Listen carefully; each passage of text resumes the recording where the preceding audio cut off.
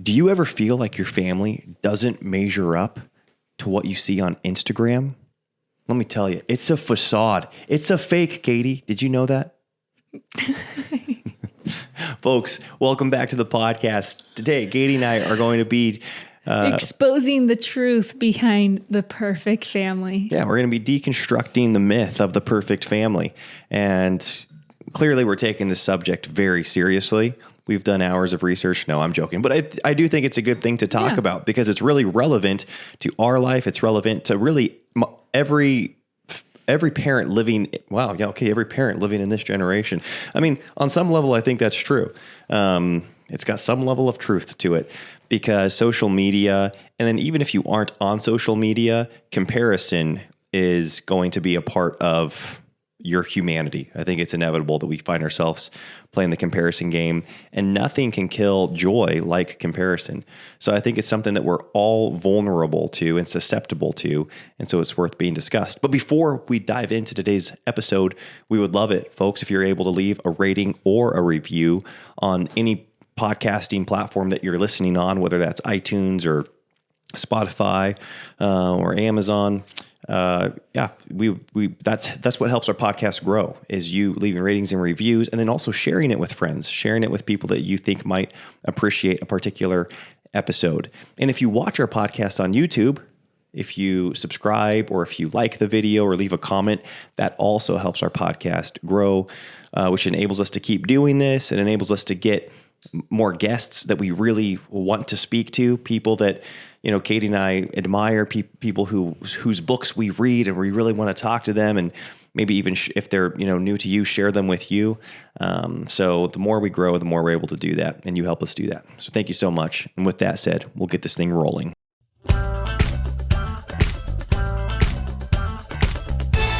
The Now That We're a Family podcast. Okay, so if we are to deconstruct the myth of the perfect family, I think there's kind of a flip side. There's two sides to this coin. And the truth is, we just don't know what someone else's family looks like. Truly, we just can't know. Because on the one side, we could think, okay, there's all these unrealistic pressures of achieving this flawless family, right? When we see someone on their perfect vacation, or we see their Christmas photo, or we see, you know, whatever it is, and we're looking at them going, well, they aren't struggling with the same problems I am. And then on the other side of that coin, we can tell ourselves to make ourselves feel better, well, we can take it too far, right? And be like, well, they aren't actually happy, and they don't actually have a good marriage, and their kids aren't actually doing well. And we kind of tell ourselves lies on the other end of the spectrum to say they aren't doing good so that we don't have to grow, right? Because we can feel bad from maybe a sense of comparison, or we can feel bad from a sense of conviction. But either way, we're feeling overwhelmed or feeling beat up. And it's just really unhealthy either way. Yeah, I mean, it's crazy that you even just brought up the difference between comparison and conviction. And I would even throw one more C word in there, and that's condemnation, right? Sometimes you can feel condemned, you can feel convicted, or you can, what was the one you said? Or you're comparing, right? Is that what you said? Compare, convict, or condemn. Yeah. And conviction is something that we should expect to feel as Christians. If we are growing in our faith and being tested and being drawn closer to our Lord and Savior, conviction's a part of that journey.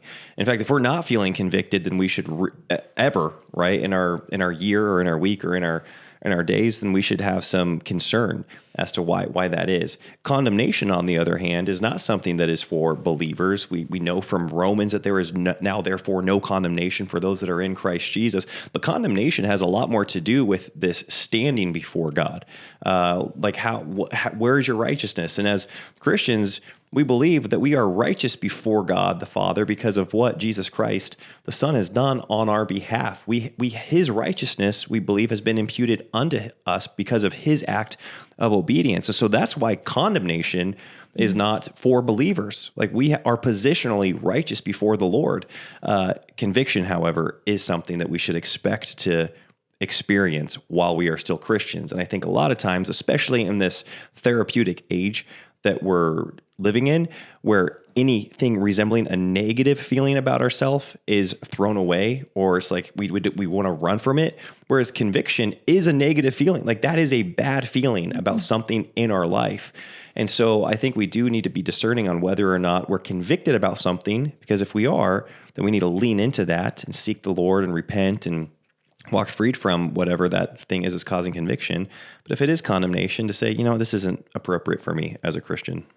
Yeah, there's a few things that I feel like we've done that really can eliminate this feeling of inferiority in an unhealthy way.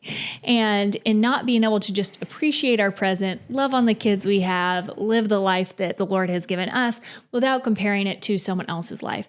One of those things was, obviously getting off social media was nice. You get everyone's Christmas card once a year. You celebrate with everyone. Everyone's going to look good on the Christmas card photo. You want to hear about all the highlights of the year, and that's what you're getting. You're getting the highlights. And so it's just so clear. And I feel like that's how it used to be. And now we're just getting, daily updates, and it can be a little much when we're just trying to live our life. I think another thing that can come from, and this doesn't just come from social media, it can 100% come from YouTube or whatever. And that is the shiny object syndrome of what every other family is doing. And I can totally suffer from this, where I'm looking around and going, oh, this homeschool mom's doing this homeschool mom's doing this one has their child in this, and this family's going here. And it all sounds like such good ideas. And it's like just not possible. And you're definitely not going to have the perfect family chasing everybody's rabbits, okay, through the bushes. So I think this came up because I've been sharing a lot of what our family is doing homeschool-wise in this 25 and 26 school year on Substack. And we get a lot of questions about the whole math situation, and because that is something we're expediting in our homeschool. And so I really broke it down. And I had a mom leave a really thoughtful message on there, and I totally agreed with her. And that is, okay, so now I'm reading this and thinking, do I need to drop everything I'm doing and dive into expediting my daughter's math? Should I be bumping her grades ahead? And she felt this burden of like, okay, so is this what I should be doing? And I feel like that is totally a realistic thing to do when we start looking at what everybody's family's doing. There's that temptation. Yeah. Because no, you shouldn't, right? Like this is very specific to Elisha's in my family, in that we have giant gaps right now in language arts because we robbed from language arts to pay maths. And so that's the full picture. The full picture is we're further ahead in one area and my children can't spell cat. No, we did. We did that last night. We did. We did. Spelled. We are doing remedial spelling. Yeah.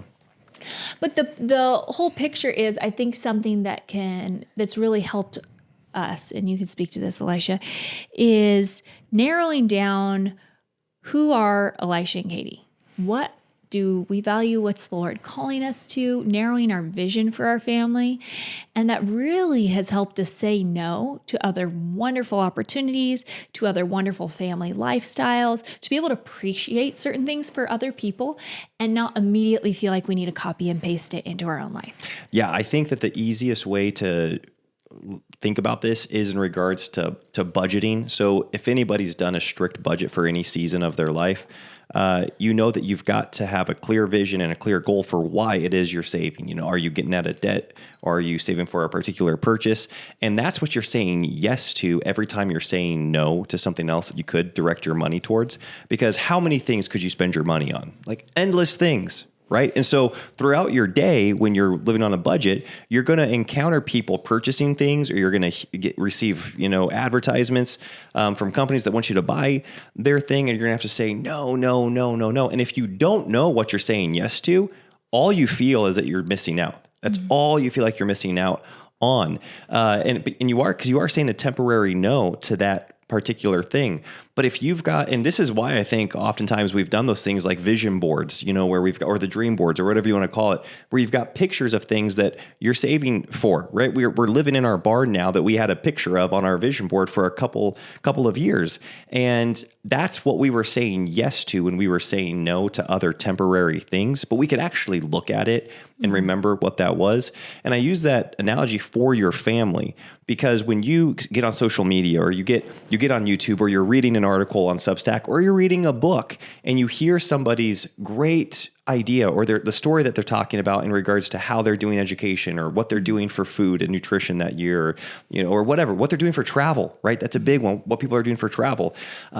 If you're not clear on what you're headed towards with your family and what you're saying yes to, all you see is everything you're missing out on in regards to that family's traveling, what clothes they're buying, what cars they're driving, what homes they're living in, everything that you can get caught up in feeling, I guess, lack in.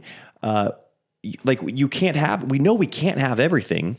And so if you solidify what it is you're going for with your family, it's very liberating, and it actually gets really exciting, especially when you're on the same page as your spouse. And of course, that can morph and that can change, right? So what we maybe had, our goals even in homeschooling have morphed over the last couple of years, right? Not crazy dramatically, but each year, I would say even refined maybe. We're honing in, we're narrowing in on where we want to be going, which means we're saying no to other things and saying yes to other things. But I think as a holistic way to approach your family, it is crazy powerful when you're able to get clarity on where it is you want to be going, so that when you do see somebody that aligns with where you're going, you're like, oh, awesome, I want to learn from them. You're doing that with your children, like you're going to be teaching them you're going to be using that curriculum. Awesome. We decided on that curriculum. Or you've got this goal for your savings plan. And so you're saying no to all these things. Great. We're going to follow you and listen to you.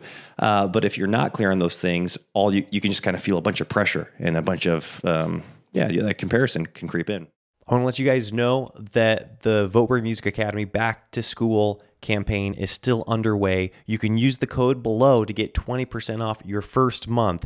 Now that maybe you have a child that wants to learn the piano, the guitar, the fiddle, the ukulele, we've got courses for all of those things. At Voteberg Music Academy, you don't just get a weekly lesson, you get live calls with your teacher. You get to be part of the community where you're able to share your progress. You get physical badges mailed to your door when you accomplish certain benchmarks. Many more things you're able to do at Voteberg Music Academy. Check the link below to learn more, and we'll see you over at Voteberg Music Academy. Yeah, I think a lot of us have experienced this in different areas of our life. So the clearer we are, like you said, on what we're saying yes to, things just aren't tempting, because this isn't just an Instagram perfect family or a social media perfect family, okay? This is everything we're being sold when we walk through Target or Walmart, or every time we get on Amazon, every time we go into town, every time, we're just being sold all the time. And it is so freeing to, for instance, like Elisha and I decided very early on, we did not like lettering on children's clothing. Okay, that's a personal thing we both don't like. I walk into any children's store and I'm just like, no. Like, I'm just not tempted by all these things that could be, I just know that's not our family, and that's not going to be the style of the kids' clothes. It's the same thing with the style of our home. Everything in our home is older. And so, or, looking older.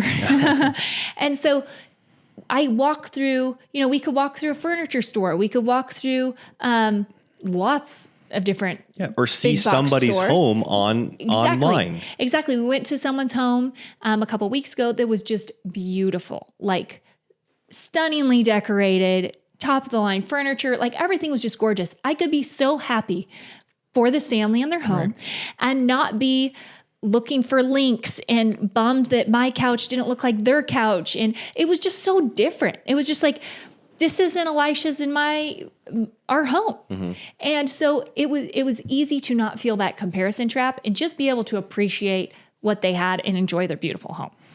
And I'm not saying, maybe if you walk into someone with the exact same style as I had or something, I would be like, oh my goodness, where'd you get this? Where'd you source this or whatever? But you do have a different mindset, right? The mindset is different. Yeah. Yeah. You're not thinking like, man, I can't believe I'm so far behind you. You've got you're doing the antique thing so much better than me. You actually want to learn, and you're going to learn, I think, a growth mindset when you do encounter those people that are heading in a direction that you want to be going in. Yeah. It can be very fun and collaborative and synergistic if someone does have your same vibe. It doesn't have to necessarily end up as comparison. And I think that if you're confident and where the Lord is leading you, then we can collaborate instead of compare. I think that is a beautiful thing to do, to be able to learn from someone.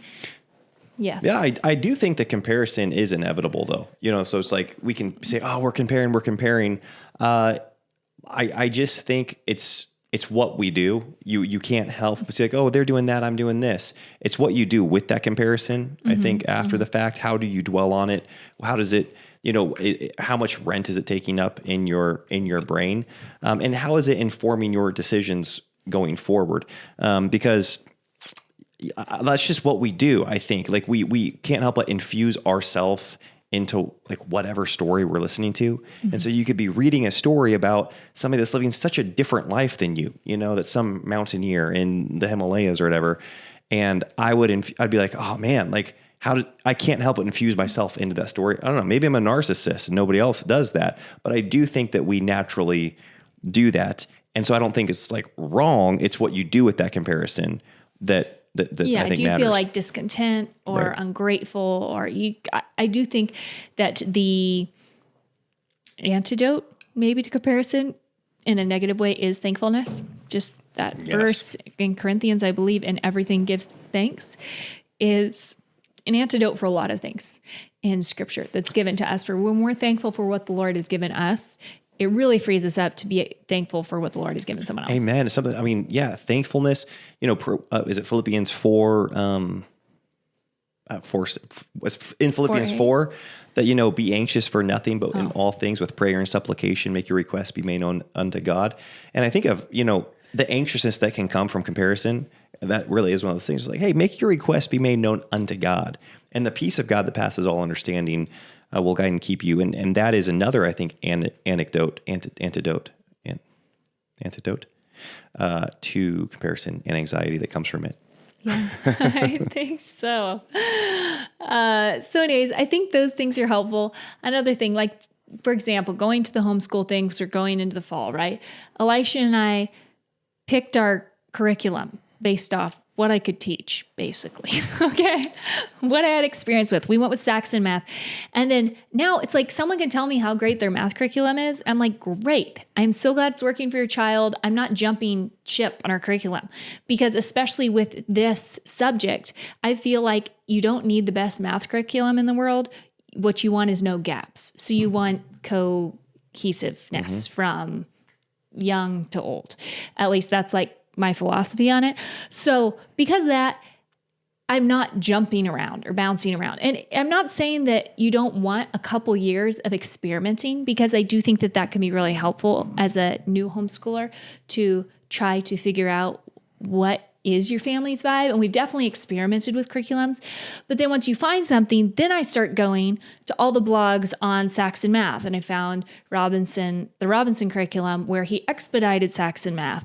And I'm not reading all the blogs about other kids doing great things with other math programs. I'm specifically honing in on this one thing. And we kind of shaped our whole philosophy of math around that.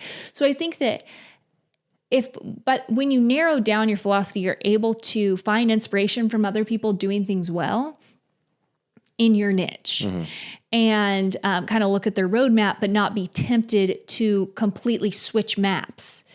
And I think that that's a really tempting thing in the home education sphere, because you can get really good results with a lot of different curriculums. You just have to be consistent in doing the curriculum and connecting with your child along the way. Yeah, and I do think that that's far more of a challenge today than ever before. Oh, yeah. Where, like you already said, the shiny object syndrome, because you can choose a workout plan and then you log on to YouTube the next day and you're thinking, well, man, maybe I should be doing this program.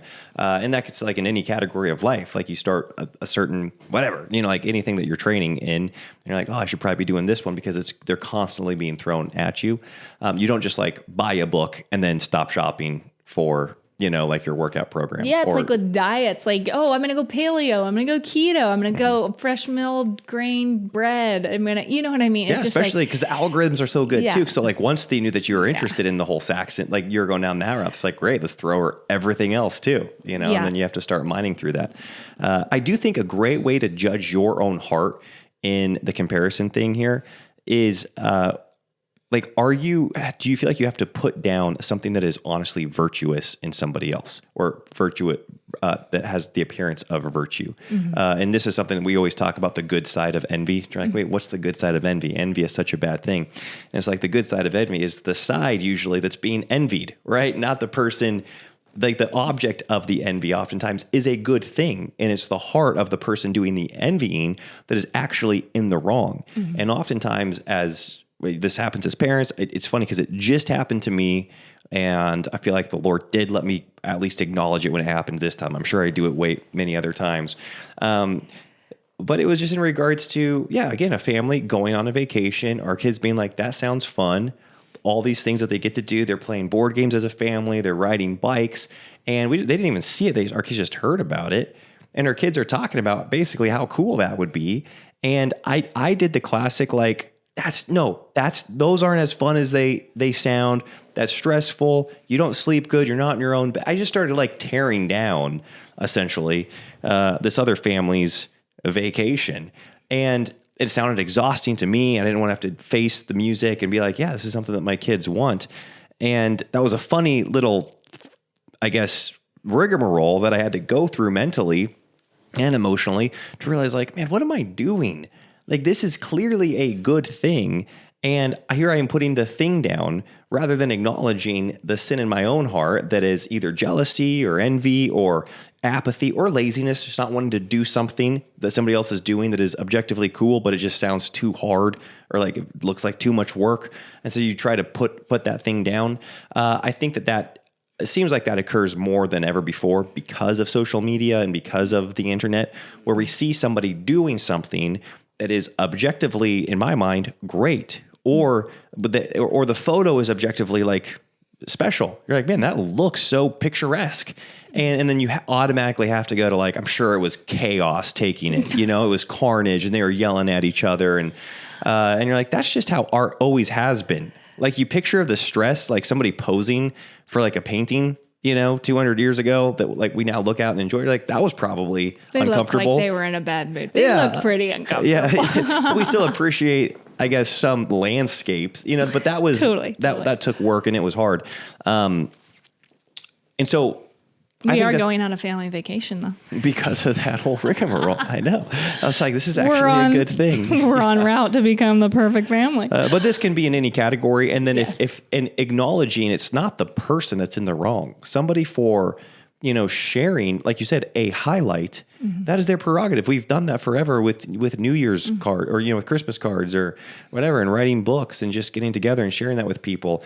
If you're not in a place in life, which I've definitely been in places like that in life, where it's like, this is not good for me to get online, right? Like this, or to get on Instagram or to get on whatever it is.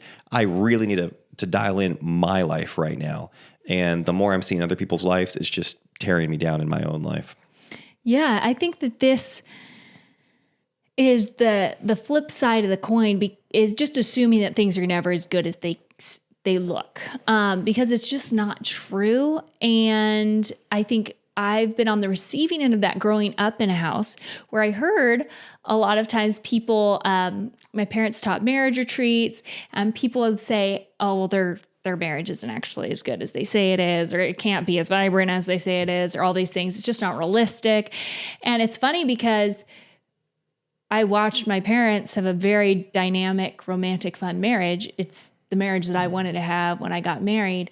And it was real. And it was real in that there were elements where they did argue and they didn't treat each other perfectly, but everything that they were saying was also true. And when I see my parents send a photo to the family text thread that just looks like, what was it? The other day, they're jet setting around. They're just crazy. But anyways, they're in New York at the top of the Rockefeller Center. Yeah, they're in New York. Or Trump Tower, the Rockefeller Center, I think. The top of it with at some random cool guy's birthday party. I mean, and my dad's his business coach. Yeah, he was like with John Maxwell. Yeah, he's with John Maxwell and him. And they're on the top of this building. It's this super exclusive party. They're super dressed up with tuxedo. My dad rented a tux, and then they have this photo of them posed with the big background cover is like a faux Vogue magazine. Yeah. And my parents are are just gorgeous people. I'm proud of them. They take good care of their health, but they look like they belonged on this like Vogue magazine cover.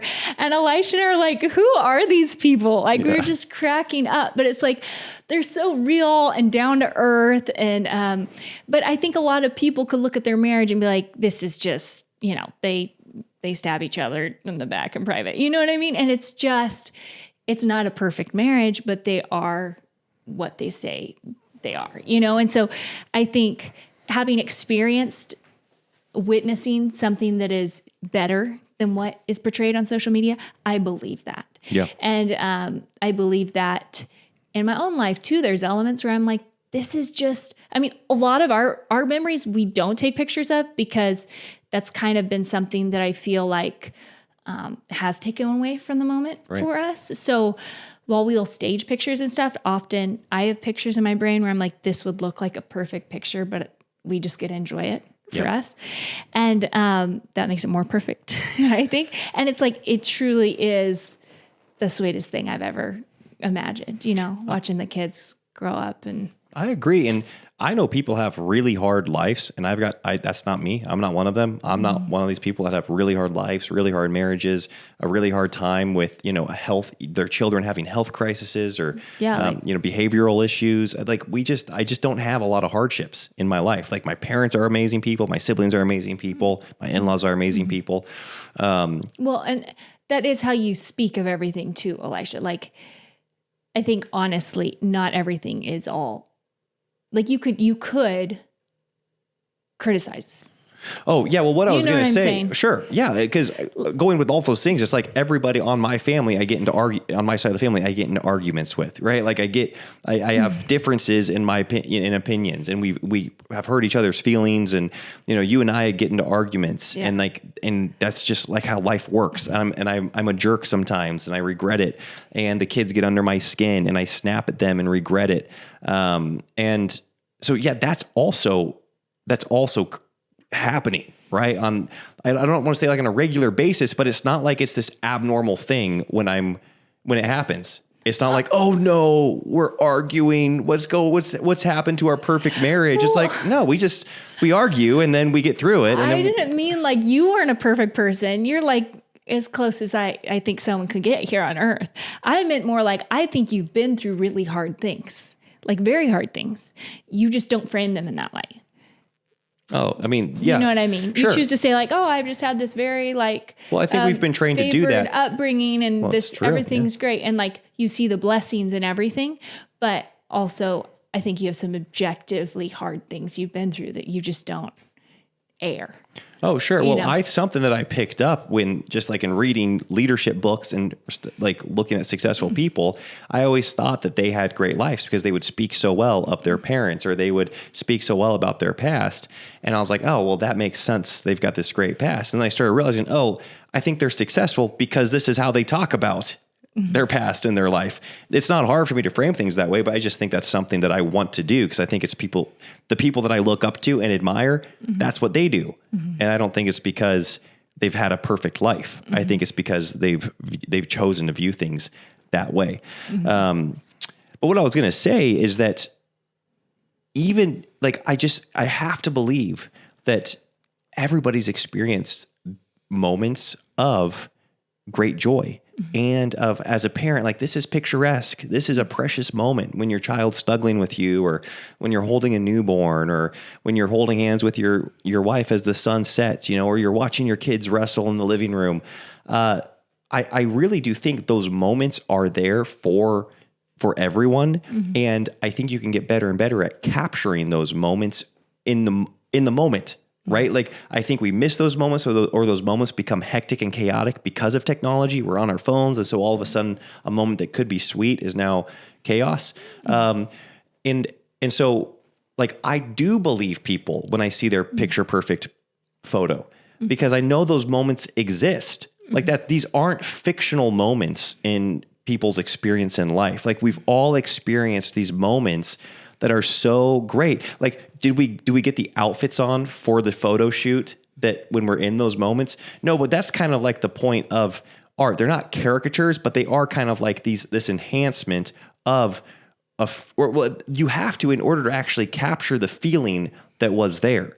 And so that's a good point. Because I think the feeling's real, and we actually is stronger than how it looks. Yeah, exactly. If you don't doctor it. Yes. It's it's like that with everything. It's like you could see a beautiful person in real life, but like a model is like 10 pounds lighter than that person is in real life and wearing X amount more makeup than that person in real life to capture the same essence of how someone would look in that outfit in real life. That's a beautiful person. I remember you know what I'm saying? Yeah. One of our slides that we did when we were speaking at the Wellness Collective was of the tent, and we had these two photos. We have a photo that actually went out in our magazine, and I don't know if it's online anywhere, but it's of us at a stage like professional photo shoot standing in front of our tent.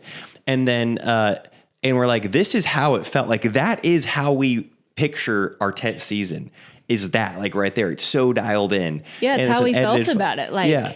And then the reality was, and there was this candid shot that your parents had taken of us when we were at the tent. We're like dirty and looked tired and like we were stoked out of our brain, happy, but it was a disheveled photo, right? And there was junk on the deck, and we, like you said, we were disheveled. I wonder if Luke could put in those photos.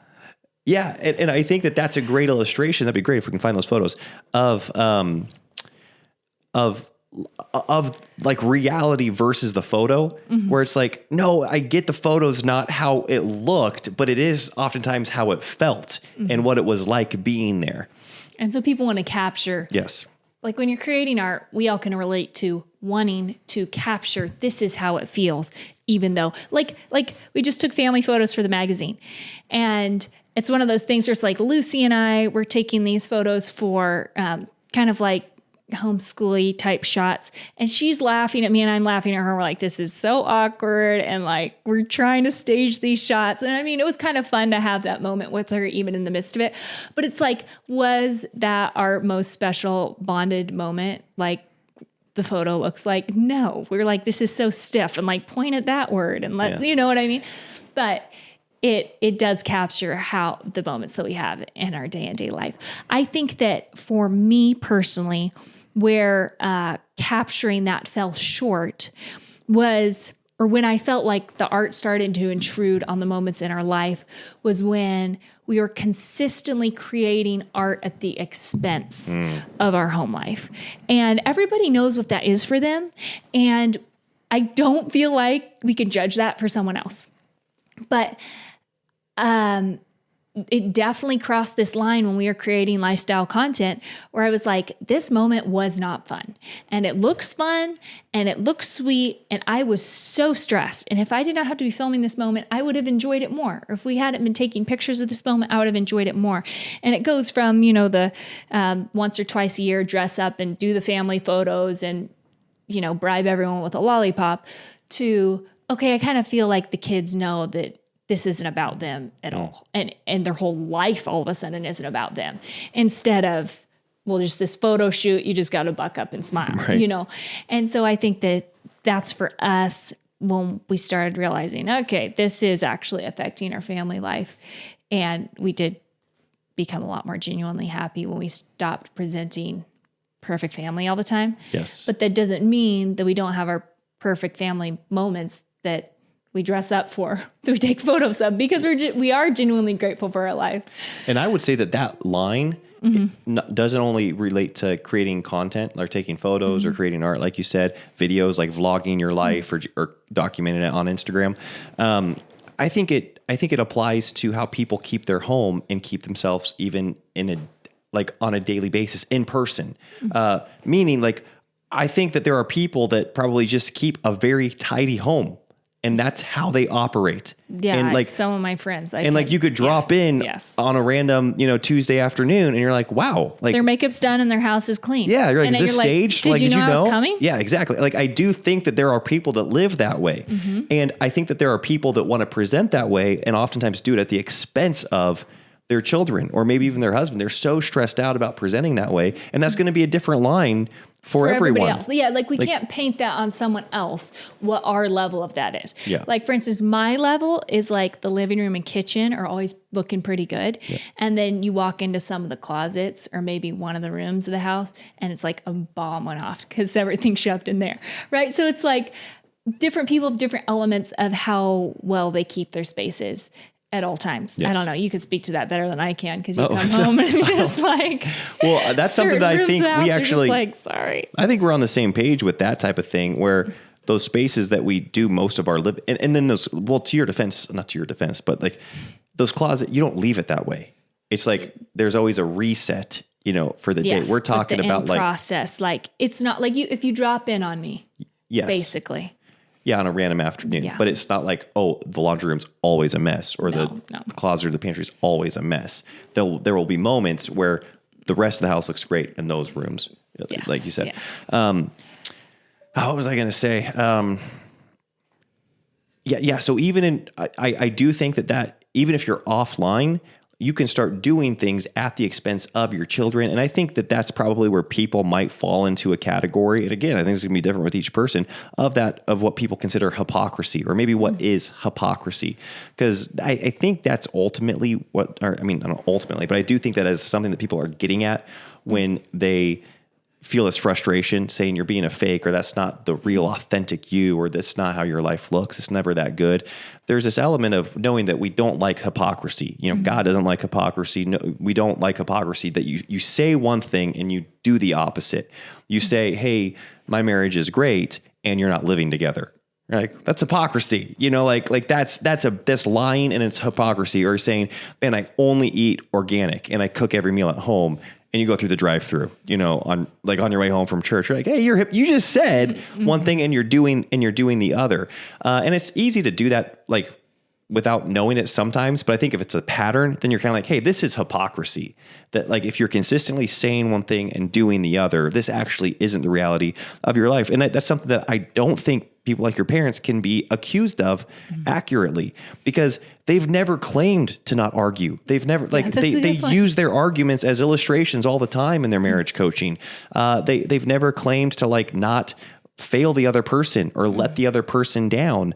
What they're saying is they've got a happy marriage. Like, they're in spite of their humanity. Exactly. That's and I hope we do the same thing, where it's like, we are generally stoked about being parents, and we love our kids and we have a blast with them. And they get under our skin, and we fall short, and we have to ask their forgiveness. We do have to ask each other's forgiveness. Absolutely. And in every area of life, we strive to be fit and healthy. And I skip workouts out of laziness, and it's like, I eat things out of laziness. That is just a fact, that, and so I never want to say one thing as though it's a fact and say, man, I never eat this, period. Cause I know somebody can probably find me, in my closet at some point eating that thing. So in the closet. I feel like that's something too with our children's education is I think I'm really inspired by people who hold a high standard, and we are striving to achieve a high standard, but we are striving. I would say that is just kind of like, if you want to know our life in a nutshell, it's like, we are striving, we are trying our best. And so I feel like we're communicating these ideals, and we are aiming for ideals, you guys, we are. But are we going to fall short of those? Probably. And that's okay too, as long as we're growing in the process. Anyways, it's kind of... Yeah. Well, something else that, and again, we're probably, beating around a dead horse here. Or maybe beating the horse itself. Are we beating around the bush or beating the dead horse? I don't know if we've ever beat around a dead horse. Yeah, you can beat a dead horse with a bush. I don't know. That's poor horses. Yeah, I think when you're able to get to a place, because this is not relegated to social media. This comes up you could be completely off of social media and feel the burden of comparison, right? Feel that. And it can come from reading books. It can come, ultimately, if you actually aren't right in Christ, you should feel that when you look to the life of Christ, right? You should look to the life of Christ and say, I don't measure up, because we don't measure up to the one perfect Savior, Jesus Christ. Now, that's why we can so gladly and thankfully receive his work on our behalf. Be like, wow, I can never earn this. I can never live up to this. And here you are, you gave it to me. And so that is something that if you're not saved, you should feel that like, I can't measure up, because that is a reality. That's a fact. You cannot measure up apart from hoping in Christ, like his work. He's the only one that measured up. However, like, I think it's really good. And this kind of goes back to the first thing, being clear on your goals for your family. It's good to be at a place where you can read a book or watch a documentary or listen to a sermon, listen to a story, like go to a workshop, right?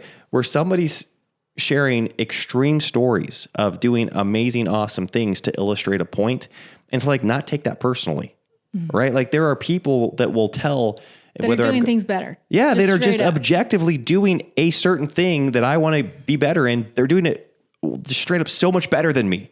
Right, that can be in business, it can be in marriage, it can be in just leading their children, right? Like they're the disciplines. Like, wow, there are people out there that don't miss a family Bible time. And that are better in their faith. Yeah. All those things. Like they really are getting up every morning and praying and seeking the Lord every single morning. Like they're on their knees praying.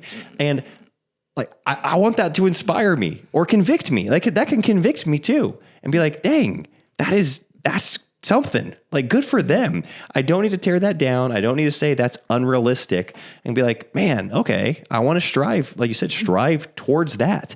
And this isn't coming from a place of condemnation where I'm trying to earn my righteousness. It's like, man, thank you, Lord, like that I'm right before you, and that now being set free from sin, I can, looking at this example right here that you've given me in my life or that I've read about in this book, I can be motivated to strive to be more like that in this area of life. Yeah, I think that's something that's just like going back to kind of how to, I do think there are picture perfect, like we talked about, there's picture perfect moments, there are picture perfect families, and that they are better than we are in terms of how they are operating marriage-wise, how their kids are being educated, how their kids are playing sports or not, how their children are interacting, the siblings get along better. Like, they are hosting. It's okay to say that. Everybody wants to say, no, you're just different. You're just doing things different. It's just like, no, like we know our family, we know their family.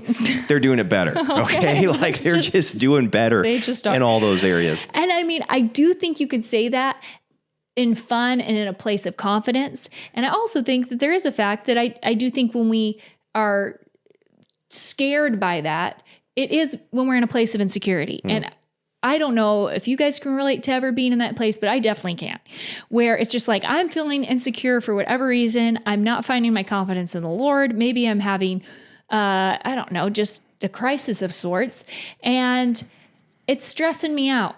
Okay. But then there's other times where I feel like Elisha and I are so good. You know, I see one of my other friends who's 10 times more toned and athletic and all these things. I'm like, you know what? My husband loves me so much. I'm not even stressed out right now. You know what I mean? Like, I know I'm pretty to him. We have a good time. It's not a big deal. Like, good for her. And I want that to inspire me. But I'm comfortable in our lane too. So it's like, I want to grow, but I'm also not in an insecure place. And I feel like that with our kids. You know, I can feel like I'm pouring my heart and my soul into them. And in what Elisha and I, seeking the Lord, are determining is valuable at this time. So when I see this other group of kids, and I can genuinely just applaud their different successes and achievements, and not instantly try to put that on my children or say, oh, I'm doing such a bad job, because it's like, no, over here, we are pressing towards the things that we said we were going to grow in, and we're growing. And to say yes to those things would be to say no to these things that we've already determined are important to our family. And so just being able to have confidence in what we're pursuing, what God is calling us to, and it allows us to be inspired by others, I think, without feeling threatened by them. Yeah, and I think that there are probably seasons that ebb and flow in regards to the insecurity, because you know, marriage is one that might show up more or less. I don't, parenting as our kids get older, maybe it'll come up more often, where I really do feel like I'm failing as a parent, and so it's hard for me to hear about a family doing it better, right? Mm-hmm. Or a father having a great relationship with his son, you know, and discipling him so intentionally. There might be seasons where it's harder for me to hear that. I know there have been seasons already with that, where it's like, I'll hear what other dads are doing, and I'm like, man, that I'm totally letting my boys down right now. I feel like usually you're inspired though, instead of like. I hope that I'm usually inspired and motivated, but I think there have also been times where I've felt that condemnation or felt that insecurity, but that has come up in marriage as well too. I remember one season, and it felt like 5 ever, but it was not that long. But it's like I had cauliflower. No, I had gotten that cauliflower ear, and then I had like it drained or whatever and stitched up, and I had like my head wrapped up. You guys. And then I had a rash on my neck. Remember that? that. And then I had a broken rib. And He had like toilet paper all around his head. He was like a mummy.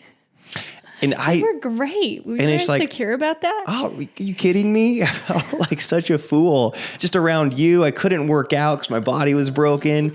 I just felt like I was getting out of shape. I looked like a goober. And I mean, you were genuinely injured. It wasn't like you just like cut your hair bad or something. it was like a pathetic injury. It wasn't even an injury. I don't think it was like an inconvenience more than anything. But I do remember just feeling like I don't want you to like even movies we'd watch. Be like, I don't want to watch a movie with like some heroic guy in it right now. You know, that's the last thing I want Alexis used to being Thor in every video. No, that's not what I'm used to. This is who I am in real life. No. That's what I think. Yeah, I always tell Katie whenever there's like a good looking guy in any movie, I'm like, oh, do you know what? I think they asked me to act in this role, and I had to say no. And you always believe me. And so You're always better looking. I don't know what you're talking about. You're my Greek statue. Total Aisha. I'd really love to get a fountain with like him as a statue. Stop talking about that. But being aware of the season that you're in, okay, if it is one of those seasons, then know that and be like, okay, I do need to grow in this area. I'm not going to ignore growth. But I need to be aware of those feelings that I have when I'm around people that are thriving. I can learn from them. I'm going to choose to learn from them, realizing that like there's going to be this battle to not feel insecure or feel less than.